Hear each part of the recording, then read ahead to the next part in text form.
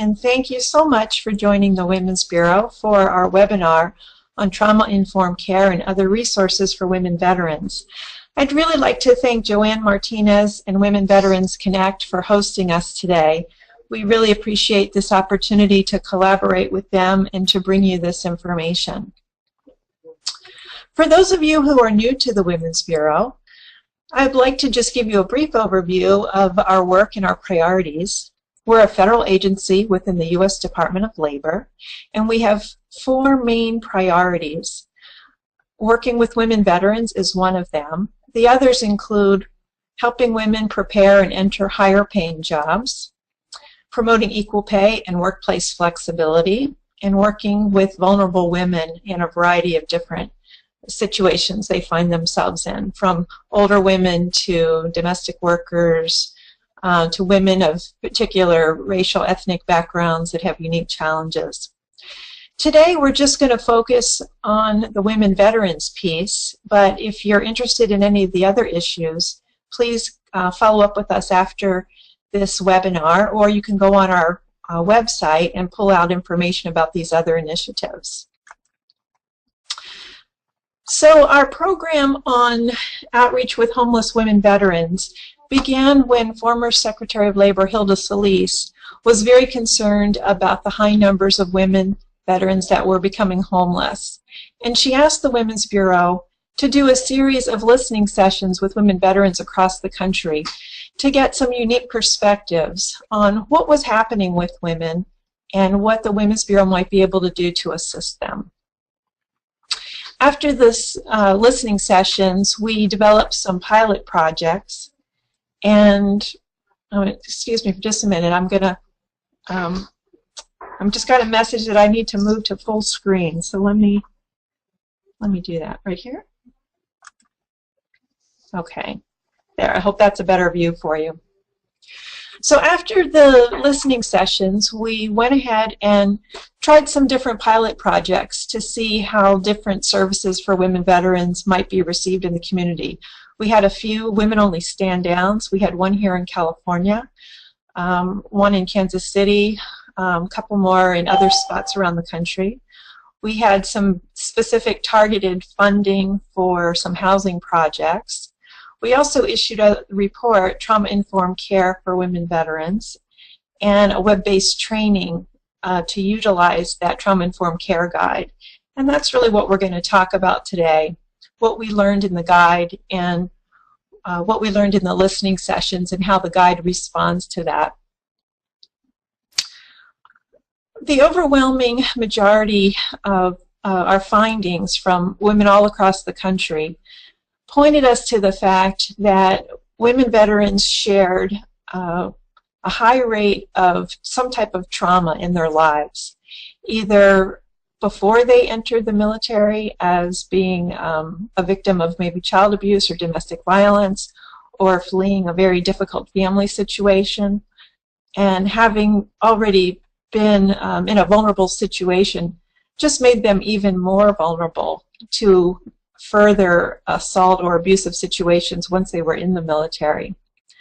And the other finding was that women veterans had a very high rate of sexual harassment and also military sexual trauma. One of the problems that this led to for the women veterans as they were leaving the military was that they had really adopted the culture of the military, especially the socialization to be strong, to take care of their own business, and not to seek help when they needed it. So that was one thing that they all had in common. They were coming out of the military with very high rates of trauma, but then had this feeling that they weren't entitled to those feelings and they didn't deserve help for them. The other issue was that they really were not identifying themselves as veterans. If they were in a crowd, for instance, one woman told us that she was in church on a Sunday and it was Veterans Day, and the pastor asked everyone to stand up and be recognized if she was a veteran, and she just didn't feel like, you know, she was a veteran. So that was an issue that we felt was related to the fact that women veterans were not seeking services specifically designed for them. The other thing they told us is that if they did identify as a veteran and they did seek services, that they found the services weren't really accessible for women. They were also male-oriented or designed for men. This was especially true in healthcare, where they had a lot of delays in getting basic women's healthcare needs met. Another concern was just their feeling of safety and their just, overall feeling of security. They always felt like there was, some threat that was out there, and that in many ways limited where they would go and how willing they would be to go to places where they felt like they would not be understood.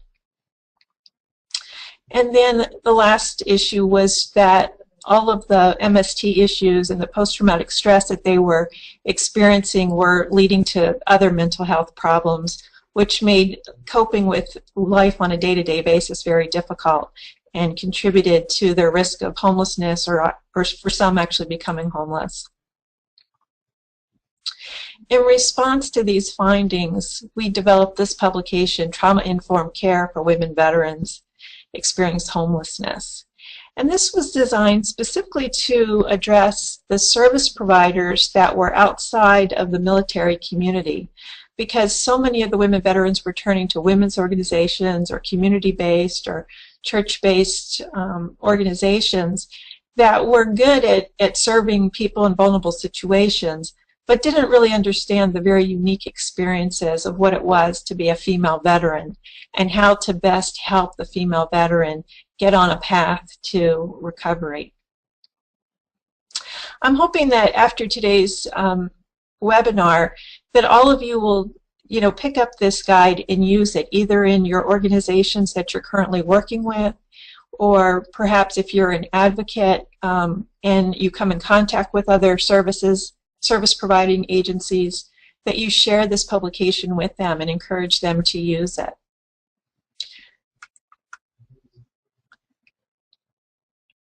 I know many of you are currently working with women veterans, so some of these statistics are probably not going to be new to you, but just to briefly review, women are much larger presence of military today than they ever have been, about 14% of the current military, 20% of the new recruits, 8% of the entire veteran population, 18% of the National Guard.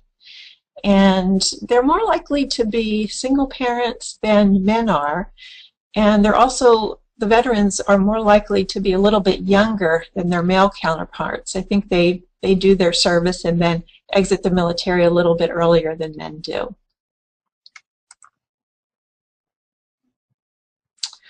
One of the findings from our listening sessions was that this feeling that after military service, women often just felt like they were invisible, and they really just didn't really so much identify with the term women veterans. Again, here's just some of the statistics that came straight out of our listening sessions, and as you can see, really high numbers of those who had experienced childhood sexual abuse before entering military service, and a very high number who had experienced sexual assault while they were on duty.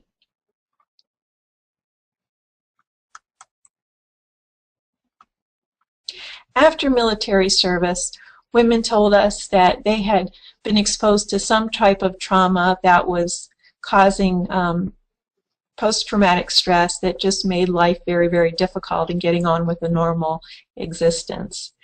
And astoundingly, 1 in 3 had experienced some kind of military sexual trauma. We also found that women veterans were very likely to be in some kind of a domestic violent relationship. Almost 50% saying they had experienced physical assault, and 80% having experienced sexual harassment.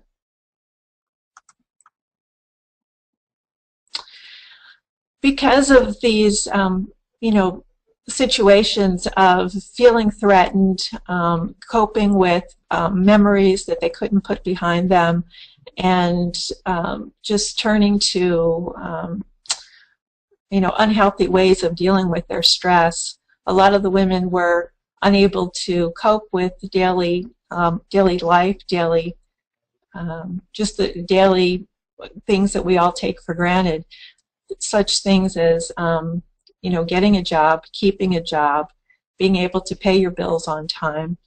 And over time, they experienced difficulty holding their jobs. They experienced difficulty paying their bills and would start this sort of downward spiral. One estimate has the number of homeless female veterans at 10,000, which has almost doubled over the last decade. And the female veterans are more likely to be homeless than the male veterans. Another characteristic of the women veterans we found was that they were more likely to be racial or ethnic minorities.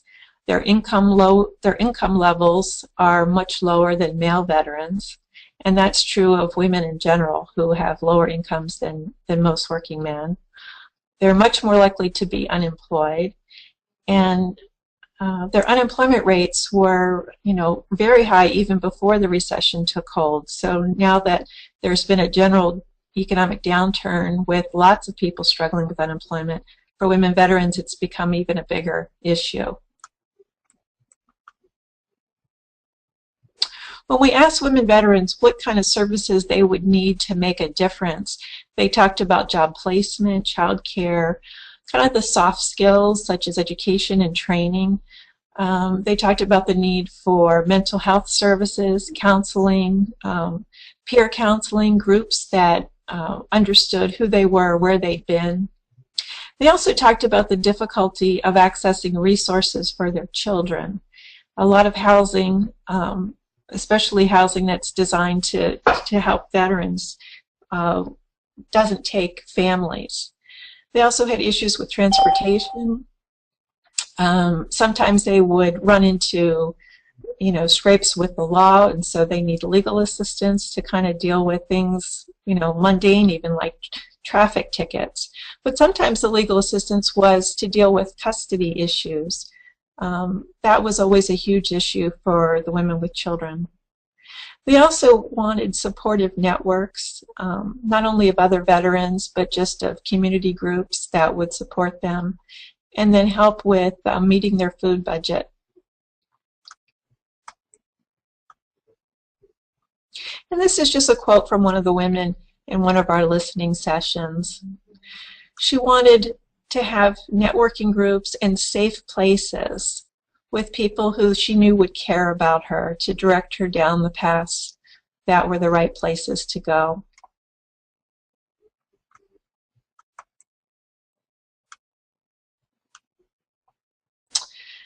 One of the things that we found very significant for this population was just the high rates of trauma that they were experiencing.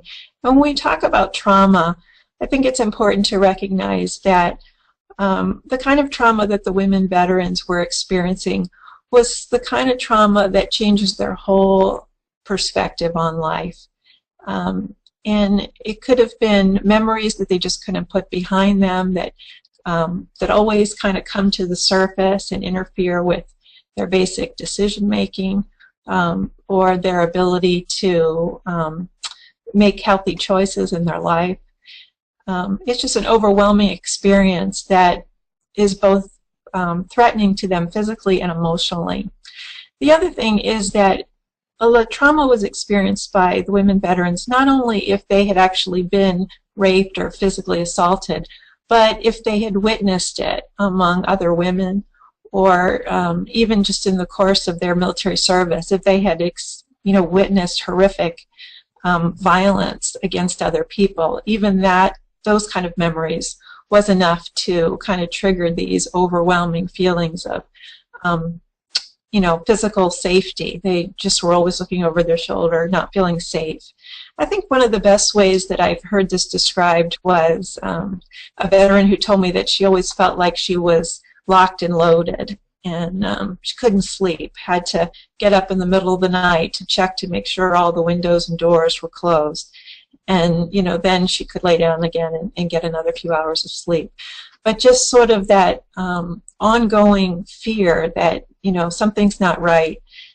Just being overwhelmed with these feelings of, safety, not being physically safe.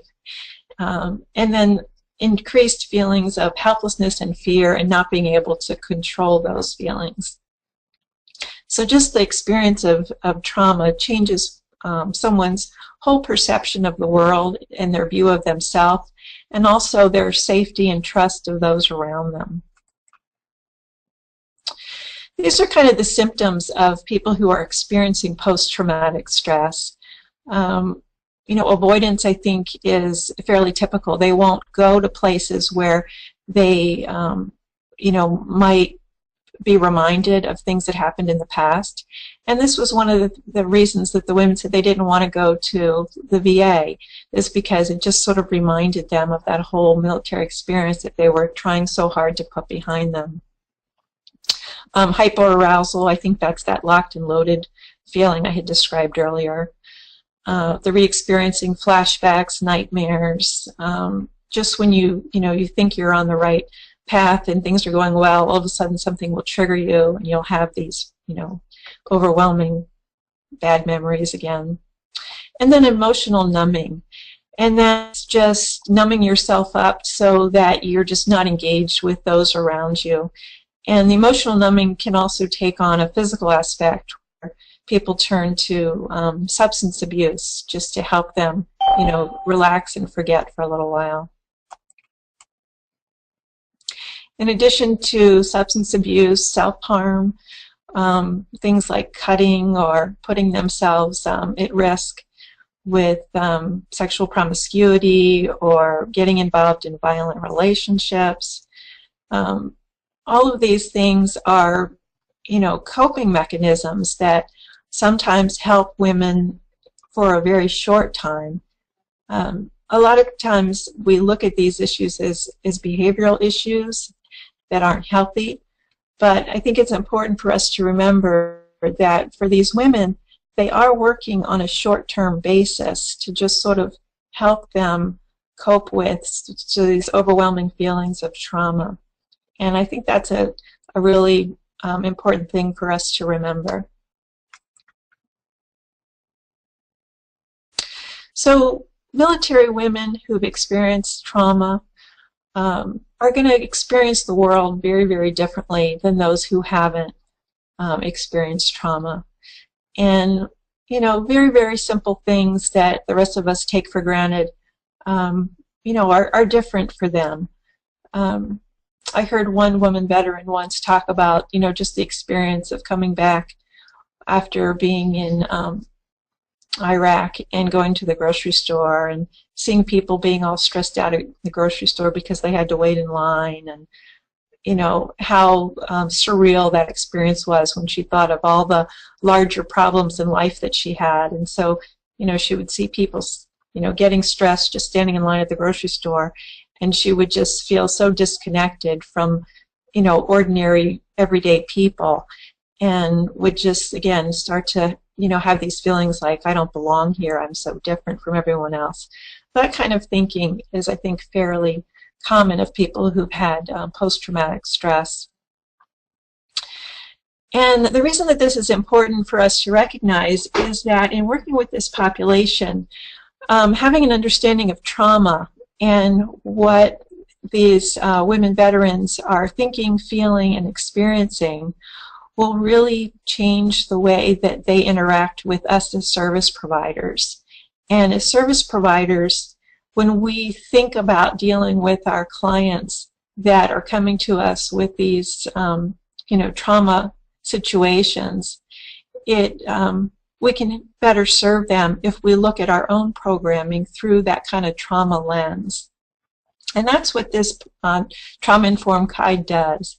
It helps an organization take a look at their own programs and see how the trauma, the person who's experienced trauma might interpret or interact with us based on things that they're experiencing. So things that we might, be taking for granted, things that we may not be aware of, could be triggering them, could be alienating them, or could be a barrier to them seeking healing and recovery.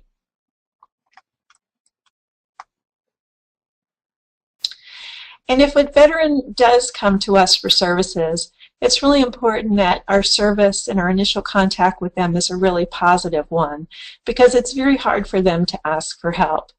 And if they don't have a positive experience the first time, they may not come back a second time. This was another quote from a woman veteran at our listening session, that veterans are probably the last ones to go and ask for help. And this was really brought home to me this year at a holiday breakfast program that was held in San Diego for women veterans. And it was a standard holiday event with a breakfast, and Toys for Tots came to distribute toys. And the women who were in the audience who were Marines, in their thinking, Marines are always last. So they wouldn't let their children go up and get toys until they felt like they were called and invited to go up. And it was sort of a chaotic day, and the toys contributions were low this year. And what happened was that some of the children ended up getting more toys, and the Marines and their children ended up getting no toys. And part of it was back to this issue of the Marines thinking, they had to be last. And I think that recognizing that culture is, important for all of us to think about when we're serving the veterans. Now, I think it's time that we want to stop and just take a quick poll. And I'm going to ask Joanne if she can put our first poll question up on the screen.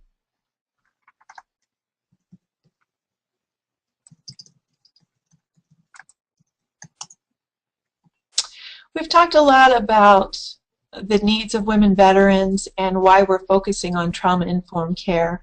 So now let's talk a little bit about the outcomes of trauma-informed service. And this is going to provide, sort of a basis of what the research tells us that trauma-informed care offers. It's improved functioning, a decrease in psychiatric symptoms and substance abuse, increase in housing and job stability, decrease in intensive services and needs for crisis intervention, and also enhance self-identity and better coping skills, especially among the children of women veterans. There are 8 basic foundational principles of trauma-informed care, and these are all going to be found within our guide. I've given you some of the highlights of understanding trauma and its impact, but there are many more resources in the guide. Promoting safety, we've talked a little bit about that, and the guide goes over some of the ideas about safety and how that's important to trauma-informed care. Ensuring cultural competence, and this is everything from understanding differences in ethnicity and diversity, racial diversity among the population you're serving, but it also includes making sure you understand the military culture. I talked a little bit earlier about how the Marines have this sort of we're always last culture, but each of the members of the service has their own brand and their own kind of cultural identity, and service providers can really improve overall service delivery by understanding that cultural differences among the different members. And then supporting consumer control. This is really important for people who have just felt like they're helpless and have lost control. If a program provides the ability for them to start making decisions and feel good about those decisions, that can go a long way towards speeding recovery. The other 4 principles of trauma-informed care are going to be democratic processes, sharing power throughout the organization, and then integrating care, making sure there's a holistic view of all the types of services that women veterans are getting and how they're all integrated together, and also facilitating communication among those different service providers.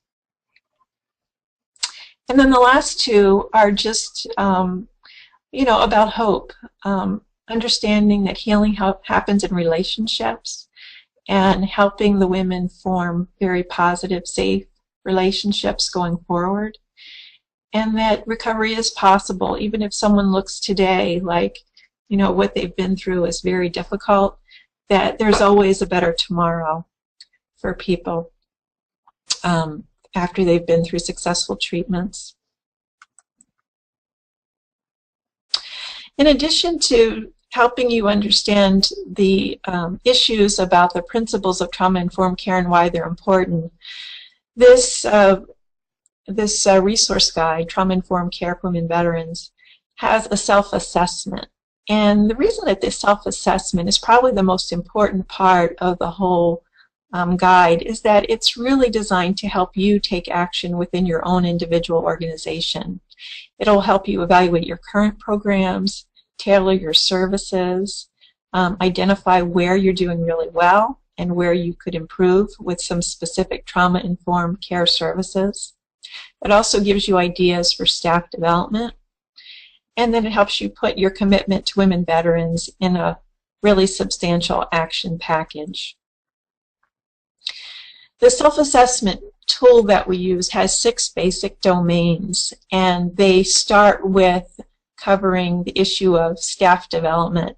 And that's an exploration of the training and education that your staff has, the type of supervision they're given, their support for training and on-the-job learning, and also self-care. And this is really important for the service providers, because in working with populations like this that are so vulnerable and that are basically just sad, sad situations, they themselves can start experiencing some a little bit of trauma just from hearing the stories over and over again.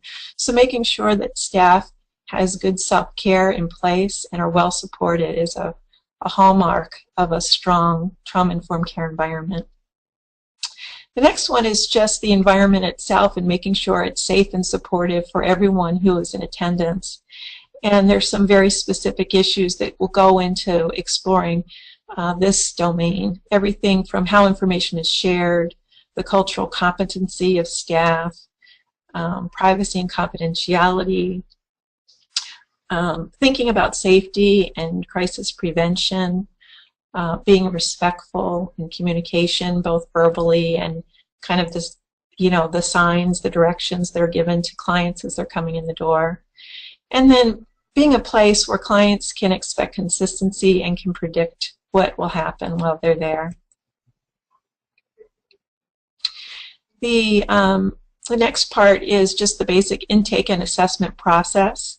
And we have some specific tools for you to explore how they are related to the kind of things your clients are experiencing as they come in. Are your intake and assessment programs working to really capture the fact that all the people coming to your program are women veterans? And this can be something as simple as asking the question, have you served in the military, rather than are you a veteran? With the women veterans, much more likely to respond yes to the first question, yes, I've served in the military, but not always identifying yes when the question is, are you a veteran? Involving consumers is the 4th domain, and that's just providing opportunities for feedback for the consumers to share with you, their thoughts about the services they receive. The last 2 are going to be adapting policies and working with children. Once an organization has taken a self-assessment, they're going to have a really good little snapshot of where they are on all of those 6 domains. And the next step would be to think about how they want to use that information to provide a transformation for the organization.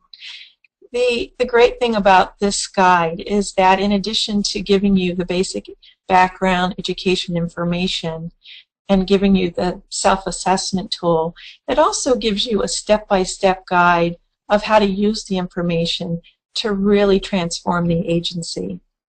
And this includes things such as building the knowledge and gaining the buy-in of not only the leadership of the organization, but the workers who are on the front lines working with clients. It talks about the importance of completing the self-assessment, not just for your frontline staff that's working with the clients, but everybody in the organization who has some kind of a role in maybe interacting with clients informally or formally. It also tells you how to compile the results, understand the results, and then goes on with the important steps of how you build a strategic plan and how you take it step by step to make some important changes. In this time, especially those of us who work in government-funded agencies, we know that resources are really, really tough. And so this guide is not meant to, say, well, you've got to fix everything all at once. It's more designed to help you prioritize, to help you use your limited resources most effectively, and how to make long-term changes over time. So I hope that, this guide is one that you take a look at and you think of it as a process, something that you're going to go on a journey and make a commitment to over the long term. Just wanted to give you a little example of what the self-assessment tool actually looks like and how you would start to compile your results in the organization. This is just one of the questions on staff development, and it starts with the one of the first domains in the area of training and education. And the question is, staff receive training on the following topics. And the first question is, what traumatic stress is? And then the people in your organization fill it out, and they either agree or they disagree or they don't know. And they either agree strongly or they disagree strongly about what traumatic stress is. And then, you go on to the next question and the next question. So using this tool, you'll get a really nice little snapshot of, how well staff really do understand these issues, where you're already doing a great job, and pinpoint areas where you can provide specific training to go deeper with the staff. And then after all of the staff have taken the self-assessment, you just do a tally form and kind of tally up all the results.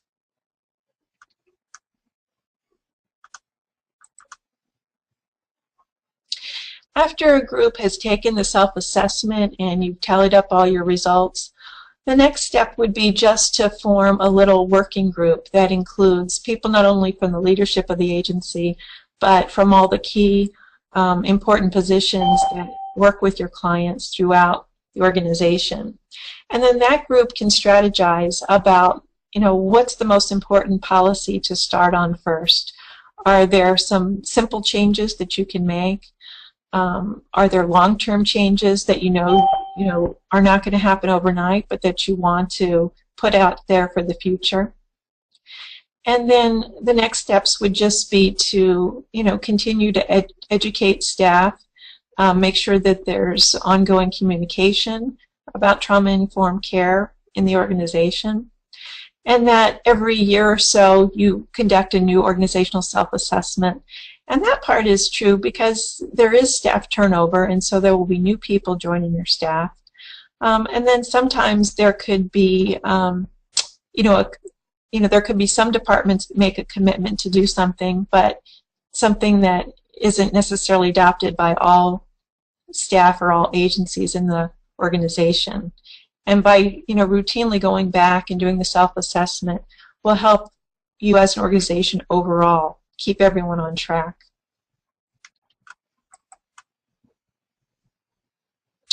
In addition to having this little working group, one of the other really important things is just to make sure that your top leadership really is championing your change. In addition to having champions that are, in the leadership, those of you on this seminar today can think of yourselves as being champions for this kind of change, because, having one or two enthusiastic people who continue to bring this issue up and continue to encourage others can make a real difference. The other tips in the guide for keeping an organization on track, in addition to training and engaging the staff, are facing the resistance. One of the trainings that I was working on with a group of women veteran advocates talked about the fact that, you know, in this field there are many mature, experienced social workers who have sort of seen and heard it all and think that they, you know all the answers, and that they sometimes are very resistant to new ideas or new change. And so when you encounter people like that in your organization, I think it's important to give them voice, to hear them out about why they're resistant, and just address those kinds of barriers head on. After, you know, doing the self-assessment, analyzing your results, developing and implementing your plan, the next step is, again, just to continue to monitor your progress and to track your results. And the other benefit of doing this is that if you can show some improvement or some better results, you can use that information in your annual reports, in your work with funders, if you have to issue reports, or write reports, you know, with the federal government. I know a lot of our agencies require a lot of annual reports. We want to know what the results are. You know, to the extent that you can document better results and better progress, those are all things that are going to help your organization financially.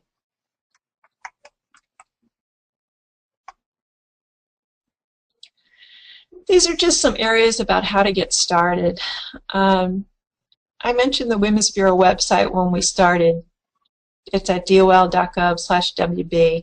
You're going to find all of our resources on this website. And if you click on the initiatives, you know, area, and you start, you know, going through the tabs on women veterans, you'll find that there's another training that's actually on our website that you can share with other people in your organization if you want to point them to more information on trauma-informed care. And, you know, we're always updating our resources and adding more information on that website for you. So it's a great way to keep up to date with the latest information. Now I think we're ready for another poll. If Joanne wants to open up the next polling question for us. Okay, thank you for filling out that poll. It looks like there's a little bit of room for people to grow, and I'm delighted to hear that some of you are already encountering VA services that are trauma-informed. We're also curious about how you might share this guide with other people, and so we have another poll question that's specifically to that question. Results are: share with service providers 56%, share with women veterans 78%, share at veteran events 78%, will not share 0%. Oh, that's wonderful. Thank you so much. You know, our agency's mission is as an advocate and to promote information sharing and networking, and we can't do that without very strong collaborators. And so I really welcome all of you in your work with us to help get this important information out, and it really helps us do our jobs, and we really appreciate your support.